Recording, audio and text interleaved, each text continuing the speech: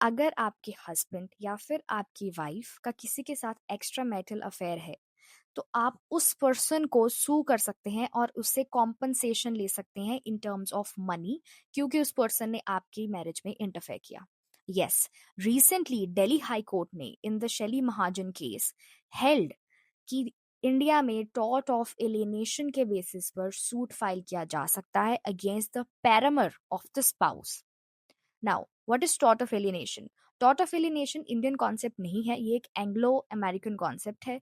This is not codified in India, but principally इसको Pinakin Rawal versus state of Gujarat and many other cases में supreme court ने recognise किया है। The three important ingredients to prove tort of alienation is: one, intentional interference by that third person; second, because of that interference एक spouse जो है वो दूसरे spouse से दूर हो जाता है; and the third is because of this उनकी marriage affect होती है and there is alienation of affection and compassion between the couple।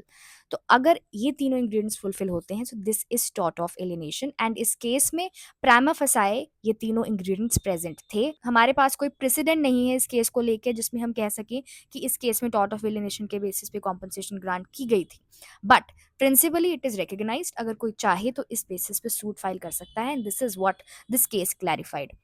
Another question that was clarified in this case was कि क्या टॉर्ट ऑफ एलियनेशन जो है वो Joseph shine की judgement के अगेंस्ट जाता है कि नहीं। सो जोसेफ शाइन जजमेंट बेसिकली क्या है कि उसमें जो एडल्ट्री था उसको डीक्रिमिनलाइज कर दिया गया था। दैट मीन्स कि it is not an offence now अगर कोई पर्सन एडल्ट्री कमिट करता है, बट द कोर्ट क्लैरिफाइड कि जोसेफ शाइन की जजमेंट ने डीक्रिमिनलाइज जरूर किया था एडल्ट्री को, बट उसने सिविल रेमेडी को बार नहीं किया था। दैट मीन्स सिविल सूट अभी भी फाइल किया जा सकता है। Nothing has been decided on merits on this case as of now because this was just the summons stage.